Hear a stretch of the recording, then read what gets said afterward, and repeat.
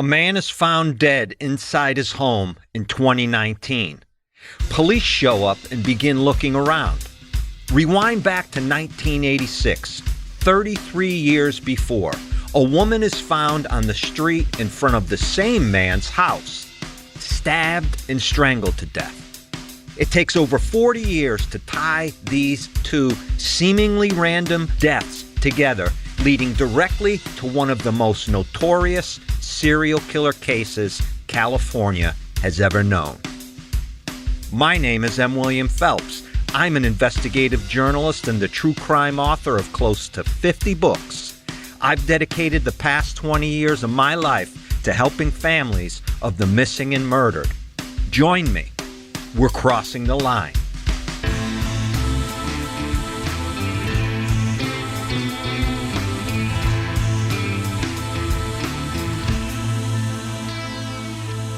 And just before we get going, I want to acknowledge you, my loyal and dedicated listener.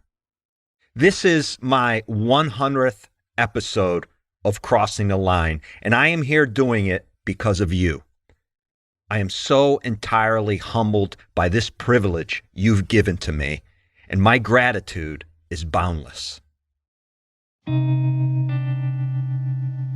Beyond clothing and music, I think few cultural references represent the 80s more than the hairstyles of the day. There is something so distinctively familiar about that wisp of feathery, blow-dried hair with so much heft and wave that when you see an undated photo of someone from the era, there's no mistaking the time period. Of course, on the male side of the equation, we only have to look as far as the Aquanet hairspray-inspired look of most metal bands. Such a different time in history, and so far removed from where we are today. Just northeast of downtown Los Angeles, southern Pasadena, California, is perhaps best known for its Art Deco culture and shopping district. The Rose Bowl, one of the more well-known football stadiums in the country, is the place to be every January 1st when the most watched championship college football game is played after the Tournament of Roses parade, an annual pastime held since 1890.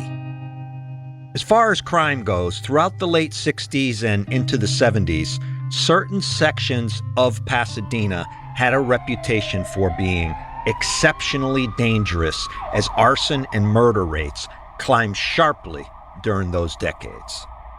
It got so bad at one point that certain sections of the city were entirely abandoned. Bank Street in downtown South Pasadena is a short cross street with residential homes and businesses bookended by Marengo and Fremont Avenues. The 110 is just north of Bank Street. It's a busy area of South Pasadena.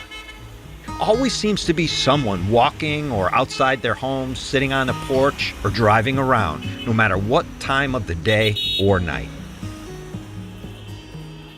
On February 22nd, 1986, near 7 a.m., South Pasadena police receive a call setting in motion a homicide investigation which will ultimately span almost 40 years. The 911 caller claims there is a woman dressed in a nightgown lying in the middle of Bank Street, and she's not moving. Two officers head right out. There's a school nearby. People are getting ready for the day and stepping out of their homes to go to work and school. It's probably a good guess she's been struck by a vehicle and the driver took off. When they get to the 500 block of Bank Street and take their first glance at this woman, she is unresponsive and, as the caller said, in the middle of the road. One officer walks over to take a closer look and realizes almost immediately that the young woman has not been struck by an impatient driver, but appears to have numerous stab wounds with blood soaked into her nightgown. She is definitely dead. After taping off the area and getting the coroner to come out, The unnamed woman is pronounced dead at the scene. Detectives show up and begin to think about what is actually going on here. She has no identification, no one in the neighborhood recognizes her, and nobody has any information about how she could have suddenly appeared in the middle of what is a fairly busy area with obvious multiple stab wounds. What is clear is that it's highly likely she was murdered somewhere else and her body dumped hastily from a vehicle passing by. The Pasadena Police Department has no other choice at the moment than to list the woman as Jane Doe number 17. The investigation falls under the Los Angeles County Sheriff's Department. They send out the troops to canvass the entire area. This, as crime scene techs work the street around where Jane Doe has been found to gather any trace or forensic evidence. Her body is then taken in for autopsy as the Public Information Office of the Sheriff's Department releases a report to the media with several details about Jane Doe in the hopes somebody knows something about her and comes forward. The first bit of important information is that Jane Doe was not only stabbed multiple times all over her body, but her cause of death also includes strangulation. So this tells them immediately that it is unlikely some random lunatic snapped and stabbed her, like a boyfriend or neighbor. This was no argument gone bad. 2 days after she is found, on February 25th, detectives get a call from a man living in Lake Elsinore, which is over 70 miles or an hour and 15-minute drive south and a bit east of Los Angeles and Pasadena. He reached out to detectives after reading a story in the newspaper about a female killed in South Pasadena and was concerned the victim could have been his roommate. Later that day, at the Los Angeles County Department of Medical Examiner's office, he identified the victim as Cathy Small. That was Los Angeles County Sheriff's Department Lieutenant Patricia Thomas speaking at a press conference in 2024. At the time her body is found, Cathy Small is 19 years old with 2 young children. Cathy personified that 80s look I mentioned at the top of the show, with a shock of very long and thick brunette hair, feathered and wavy. She comes across in the photos I have seen as your average teenager from the 80s, a young mother simply going through life, trying to survive the best way she knows how. That roommate of Cathy's identifying her, however, tells detectives that Cathy had a secret. She had been moonlighting as a sex worker around Lake Elsinore for a while to make ends meet, which of course put Cathy at risk of coming into contact with scumbags abound. This time period in California had no shortage of high-profile serial killer cases going on, and investigators know that a frequent target of the serial killer then and now is the sex worker. So that has to be a consideration going into this investigation, that Cathy Small is the victim of a serial killer. At the time, there were scores of women missing from the Lake Elsinore region, many of them sex workers. This job Cathy chose, you will always hear me say on this show, does not define who she is as a person, mother, friend, or family member. Cathy Small is a murder victim, period. At that same news conference, Lieutenant Thomas says Cathy Small, according to her sister, was funny, smart, and caring. She had a big heart and would do anything for anyone. Cathy was talented, but her life was cut short before she could even begin to make her own dreams come true. As I said, Cathy was just 19 years old. I think the judgment put on serial killer victims in this situation by some stifles progress that can be made in the early stages of the investigation. And I am not referring to police. I'm speaking specifically about the media and public and how some will pass over the story or take on the standing that it's unimportant due to their lack of compassion and empathy for the victim choosing to take care of themselves or family members by working in the sex trade. The media, especially in this situation, tends to define the women in this way. We see it in the headlines. Sex worker, victim of serial killer, for example. Whereas if she was an accountant or chef, they would never do the same thing. If we took the lead of Cathy's roommate and friend and could view a murder victim as a victim only and stop there, we'd likely solve similar cases faster and in bigger numbers. In speaking with Cathy's roommate, detectives learned that Cathy left the house they shared as roommates at about 10 p.m. on February 21st, the night before she was found. "Where are you going?" the roommate asks Cathy as she prepares to leave. She is dressed in that nightgown they found her in. "A guy named Bill is picking me up and paying me $50 to drive out to Los Angeles with him." The roommate obviously never saw Cathy alive again after that conversation. This case, as detectives begin investigating, goes nowhere fast.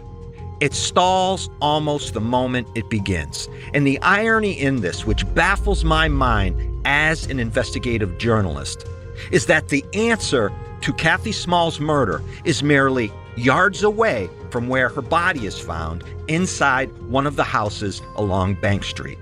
And yet, it would take just over 3 decades to make that connection. I know I ask you this every week, but I just want to say something here. Since my Crossing the Line Presents limited series, 34 Fairview Road, has come out, we have been bad review bombed by people who don't want to face the truth in that case and to attack anyone who even questions that truth. So their leader has gone on to tell them to give the show bad reviews, 1-star reviews. And so that's what they did. I've inquired to Apple and other places about taking those reviews down because there are strict guidelines about that now, but it seems that it hasn't been done. So if you could, I'd appreciate a review of the show that reflects your opinion and your true feelings about what we're doing here. It would mean the world to me. I'll be right back.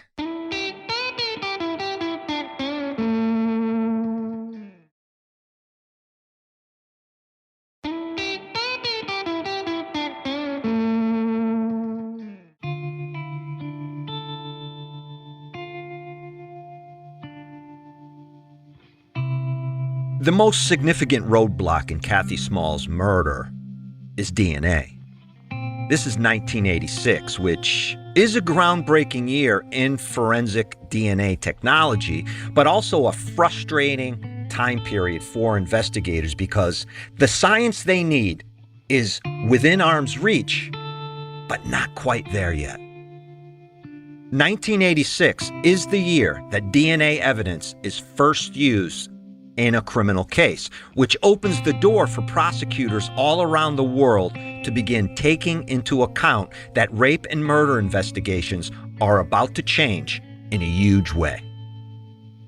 British scientist Alec Jeffreys had been working diligently with Scotland Yard to help identify the perpetrator of a double rape and murder in Narborough, England. It is Jeffreys who, in 1986, develops the DNA sequencing science we all take for granted today, DNA fingerprinting. Jeffreys actually exonerated a wrongly accused suspect in that double rape and murder, and then identified the actual murderer and rapist, Colin Pitchfork. That case establishes and shows the full potential of DNA analysis in criminal investigations, sending a message to all rapists and murderers that technology is now chasing them at a very fast and factual pace. And I might say, British actor John Sim plays Jeffries in a remarkable, very well-made 3-part drama called Code of a Killer. It's an incredible series outlining how Jeffries, facing one obstacle after another, perfected the science and convinced courts and cops and the public that DNA can now be used to name invisible people behind the worst crimes imaginable. Now, going back to Cathy Small's murder, the investigation stalls because beyond that gumshoe police work of banging on doors and talking to people, maybe tracking down the most notorious criminals in the region and questioning them, there is nothing available beyond fingerprinting for investigators to track most of the invisible evidence left at the scene. And if what investigators now believe is true, that a serial killer is involved, then he is one step ahead of them on just about every level, and there is little they can do about it. So from 1986 all the way up until 2019, 33 years, the murder of Cathy Small remains a mystery. Detectives over those years doggedly work Cathy's case, go back to it and look over everything again and again, but nothing stands out and no new leads of any evidentiary value come in. And I want to acknowledge all of the investigators throughout those years working long and exhausting hours on this case, determined to find Cathy's killer. They deserve our respect for the work they did. But then the universe responds in the form of a call into 911 to report a dead guy found inside his Pasadena home. And all of a sudden, a huge development, not only in Cathy's case, but potentially more, opens up. Law enforcement responds to the death of a man by natural causes found in a house directly across the street from where Cathy Small's body was found on Bank Street. They send a coroner's investigator out there to the scene after the man is pronounced to check things out and make sure the death is indeed from natural causes. Standard procedure. As that investigator is checking out the house, opening drawers and looking through things, several disturbing images are discovered. Women photographed while being assaulted and held against their will. If that isn't alarming enough, the investigator finds an old newspaper article about the identification of Cathy Small's body. So they take the dead man's DNA and submit it into all of the databases to see what matches they can come up with and perhaps find out if this guy is a serial killer. But no known crimes pop up. They are baffled. It means either the man did not leave DNA at any of the scenes, or he is simply not the perpetrator and obtained the photos another way. Then another discovery explains things a little clearer. In submitting that dead man's DNA, investigators find out that none of the trace or DNA evidence recovered from Cathy Small's case, including a sex assault kit, fibers, and blood taken from Cathy's clothing, had ever been tested. DNA from Cathy's case, for one reason or another, had never been put into the system. It takes another year to get the results after they submit all that evidence from Cathy's scene and her body, but when they do, the floodgates open up. The DNA comes back and shows there were 2 male donors in Cathy's case, one of whom is a scumbag named William Lester Suff, who is, at the time, 70 years old and awaiting execution on death row for numerous murders. Suff is known as the Lake Elsinore Killer, and a more disparaging name, the Riverside Prostitute Killer. It appears, however, Suff has no connection to the dead guy found on Bank Street, who just happened to be collecting vile photos of women being held against their will, along with an article about Cathy Small's murder. Back in the 80s and 90s, when Suff is actively murdering women at will, he has this look of an old-school, reputed gangster. Pudgy face, thin lips, large forehead, dark black hair slicked back, beady dark eyes, and a very, very large belly. He's a loner. Most who brushed elbows with him say there is something off with this guy. He seems to harbor this immense amount of rage. As Pasadena investigators begin looking into Suff, they find out that between 1989 and 1991, 12 different women, all of whom were strangled to death, several of those also stabbed, were attached to him. Amid all of the DNA connecting him to scenes and ultimately convicting Suff in over a dozen gruesome murders, there are hairs, fibers, tire tracks, and shoe impressions. William Suff is a bona fide psychopath who seemingly got away with murder for years and years without ever drawing suspicion. In 3 of the cases Suff is connected to, and pardon the gruesomeness of this fact, he dismembered those victims' breasts. What is important to note is it's highly unlikely a serial killer like Suff could get away with what he did today. Reiterating a point I made earlier that during this time, science was just beginning to catch up with killers, so they ran amok basically thinking they did not have to cover their forensic tracks at all. Investigators begin going through all of these cases, realizing they had a madman on the loose in Riverside County using Lake Elsinore as his main hunting grounds. And yet, as they do this, they still cannot connect Suff to Cathy Small, and they know it is unlikely that Cathy was murdered by anyone else. So they continue investigating because, for all intents and purposes, what are the chances that Suff did not murder Cathy? Remember, Cathy's roommate said a dude named Bill picked her up that night, and Suff went by Bill, not William. Be right back after a short break.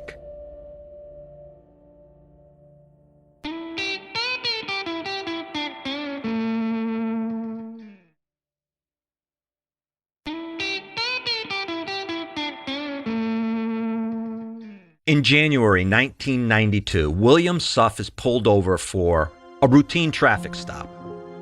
The observant cop, once he realizes Suff is a known criminal in the system already for other crimes, searches Suff's vehicle. Within a few moments, the cop finds a bloody knife. By that time, 1992, DNA had taken some huge strides in developing suspects and proving cases and convicting killers and rapists. After putting Suff's DNA into the system, bang, all these hits start popping up. He is ultimately tried and convicted in 1995 of 12 murders and sentenced to death. When investigators look back even further, Suff's depravity and cold-heartedness is even worse. If you can imagine a darker crime than killing 12 people. In 1974, Suff was convicted of murdering his 2-month-old daughter. He was sentenced to 70 years for that crime, but paroled after just over 10 years behind bars. Look, you know what I am going to say here. Had the state of Texas, where Suff murdered his daughter, done what they had promised in open court during his sentencing, 12, or I would argue, a lot more women would be alive today. 12 deaths are on the state of Texas parole board that let this psychopath go. There can be no argument about that fact. In May 2022, investigators looking into Cathy's case make a run on Suff. They go get him from prison and transport him to the sheriff's department. They know he murdered Cathy. Yet with nothing in the form of science connecting him, they need a confession, basically, or some sort of admission proving he did it. Suff had a deep-seated hatred for sex workers. In a 462-page affidavit in connection to Suff's arrest and conviction, there's a section dedicated to his rage where it pertains to sex workers. We can look at this two ways. Either this was Suff's way of justifying the murders or his way of excusing them in his mind. Serial killers need a focus, a reason which makes sense to them to kill. Part of it is the fantasy they've developed, and part of it is psychopathy. They are who they are. In early 2024, DNA in Cathy Small's case picked up a hit on Suff. Either technology, which is continuously changing, caught up to the case, or resubmitting the evidence did the trick. Investigators then approach Suff and interview him on death row. They present the new DNA evidence they now have in connection to Cathy's murder. In his 70s now, Suff had grown out of that tough guy look he had back in the 80s. Balding with white hair, he appeared old and tired, his skin pale and pasty. Death row kind of has that effect on criminals. He'd been in prison almost 30 years. After they press him a little bit, Suff admits to killing Cathy when faced with the scientific evidence. He tells investigators he was working in Lake Elsinore at a computer repair shop. Cathy came in one day. They spoke for a bit of time, and she gave him her phone number.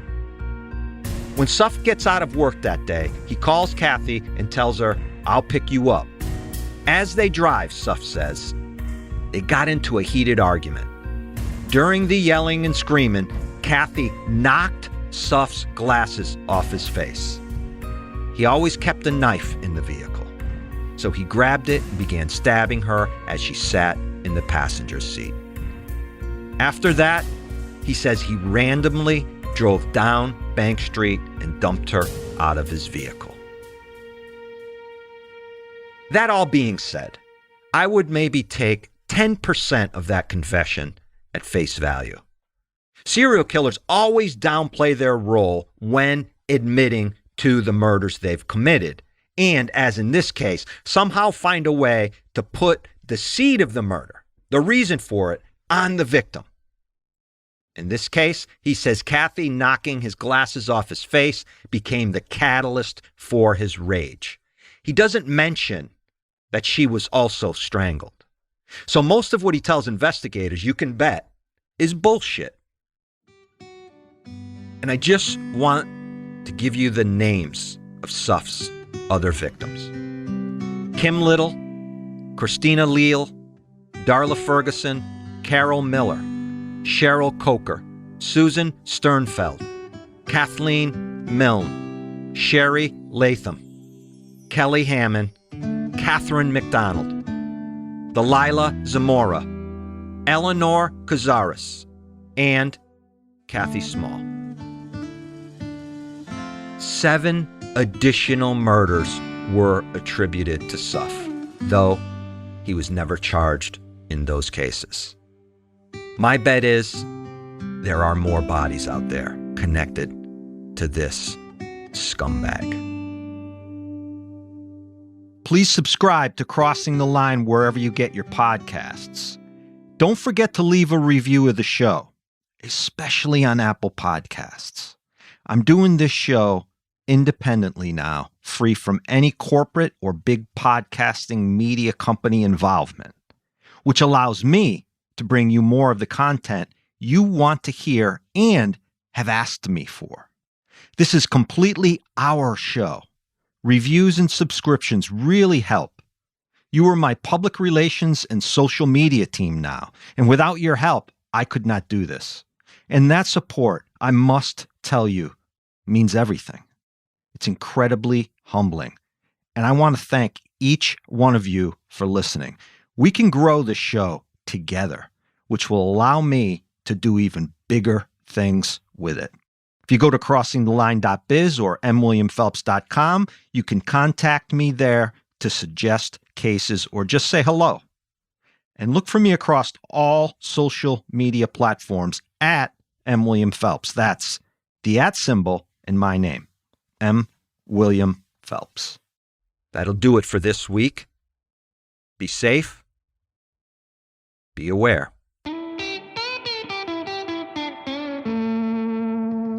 Sources for this episode include People v. Suff, Supreme Court of California decision, April 28, 2014.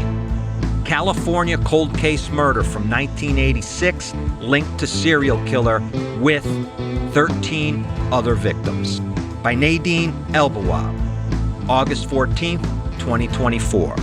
People of the State of California versus William Lester Suff, a 462-page automatic appeal document dated November 9, 2006. Crossing the Line is executive produced by M. William Phelps, LLC, and Matthew Valentinas, Mom's Basement Management. Written by me, M. William Phelps. Audio mastering and mixing by Matt Russell. Original music written and performed by Thomas Mooney, Tom Phelps, and Matt Russell.